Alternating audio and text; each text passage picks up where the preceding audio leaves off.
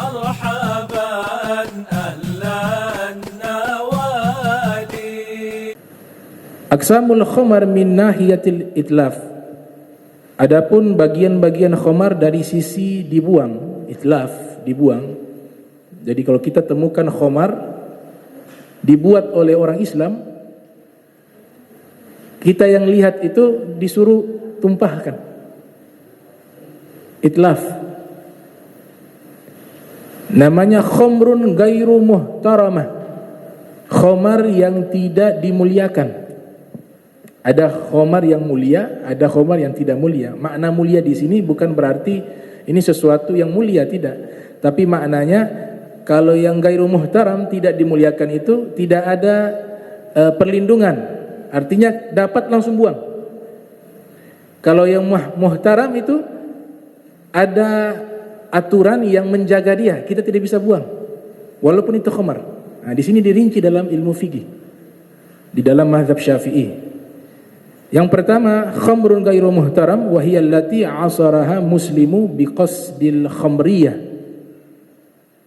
Yang namanya khamar yang tidak mulia, yang tidak ada perlindungan, yaitu orang muslim memerasnya, memprosesnya daripada buah-buah yang tadinya halal atau sesuatu yang halal diperas, diproses biqasdil khamriyah, memang tujuan ingin membuat minuman keras.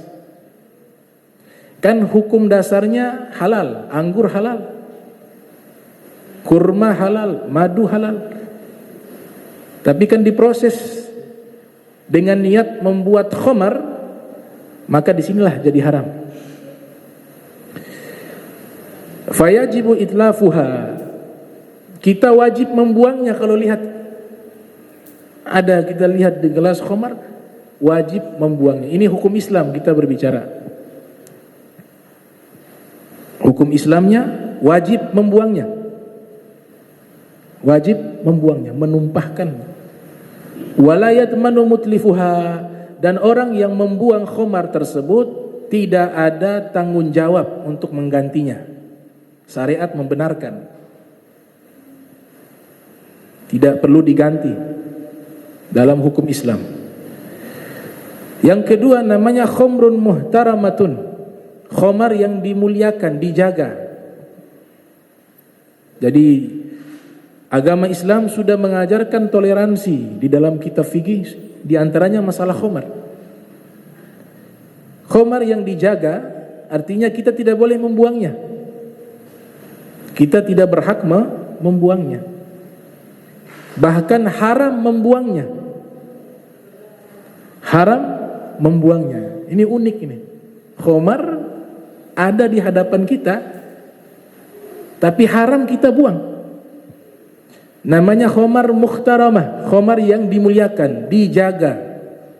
Wa hiya allati 'asarahal kafiru mutlaqa. Definisi khamar yang dijaga adalah khamar yang atau sesuatu yang diperas dan diproses oleh orang kafir untuk membuat minuman keras. Itu hak mereka.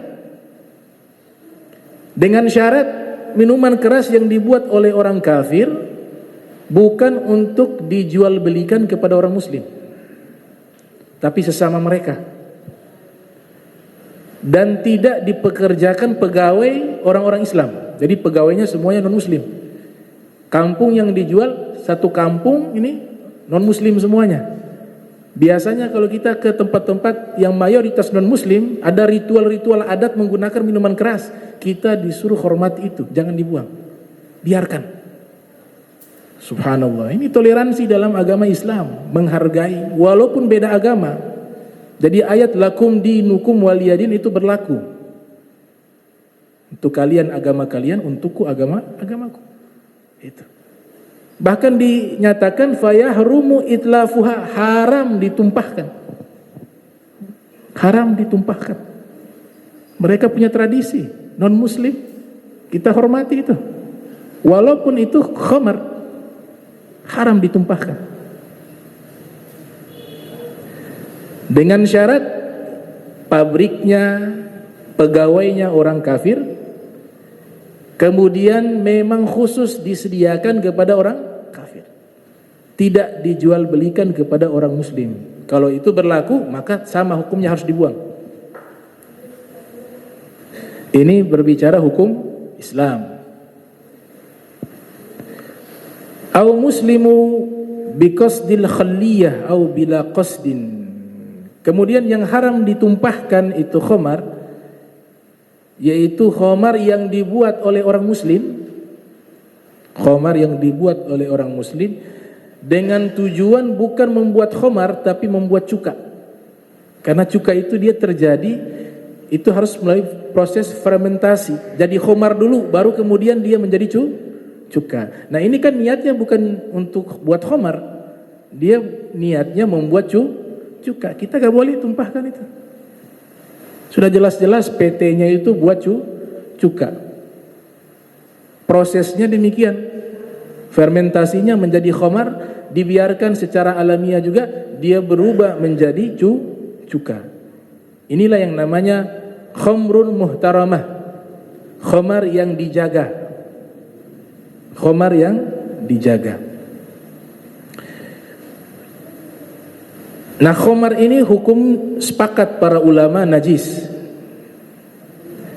Memang di satu kitab dengan kitab yang lainnya berbeda pandangan. Di kitab Al-Mizanul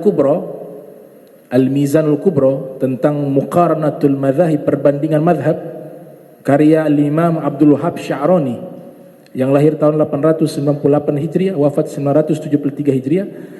Beliau menyatakan bahwa Al-Imam Syafi'i, Al-Imam Malik, Al-Imam Ahmad ibn Hanbal menyatakan bahwa khamar itu boleh dikonsumsi dengan dua keadaan, dimaknai darurat, dua keadaan. Makna darurat di sini dua, kehausan dan litadawi, lil atsyi wa litadawi, kehausan dan karena sebab berobat. Ini di kitabnya Abdul Wahhab Sya'rani, tapi kalau kitab yang lainnya akan berbeda. Akan menyatakan khamar gak boleh dijadikan obat sama sekali. Obat sama sekali gak boleh. Tapi kalau menjaga agar dia tetap hidup, mungkin di tengah hutan sudah kehausan, tidak ada air, hanya ada khamar di situ, ya hukumnya sama seperti isyarat Allah, boleh makan daging babi waktu itu. Tapi bigairi bagin, tidak boleh berlebihan, hanya sekedar mempertahankan kehidupannya. Makna berlebihan dijelaskan oleh Al-Imamul Baghawi dalam tafsirnya Ma'alimut Tanzil, yaitu sampai kekenyangan atau sudah menikmati. Oh, enak juga ini babi, ditambah lagi. Nah, itu sudah nikmati, sudah haram. Jadi daruratnya itu sekedar dia makan agar bisa hidup. Kekenyangan menjadi haram. Sama seperti khamar. Ini tiga mazhab menyatakan demikian. Kehausan yang hausnya itu bisa menyebabkan dia meninggal atau memudaratkan dirinya kalau tidak minum, dan minuman yang ada hanya itu, terpaksa dia minum. Bisa dianalogikan orang-orang yang hidup di kutub utara. Mereka di sana minuman sehari-harinya khamar karena sifatnya menghangatkan. Ya, tapi yang dalam kitab fikih pembahasan seperti ini tidak ada. Ini wallahu alam seperti apa pembahasannya jika hidup di daerah kutub utara yang membutuhkan hangat atau panasnya tubuh lewat minuman keras. Butuh penelitian lagi tentang masalah tersebut. Nah, saya tidak berani mengambil kesimpulan tentang hukumnya karena belum ditemukan oleh saya. Tapi kehausan atau berobat boleh menurut tiga mazhab selain Abu Hanifah. Itu pun mereka mengatakan golila, hanya boleh sedikit sekali, tidak boleh berlebihan. Golila. Imam Syafi'i mengatakan boleh sedikit. Di kitab yang lainnya tidak boleh sama sekali. Yang berobat tidak boleh sama sekali. Abu Hanifah demikian mengatakan hanya bisa di saat kehausan mempertahankan hidup bisa minum. Tapi berobat juga bisa, dua-duanya bisa.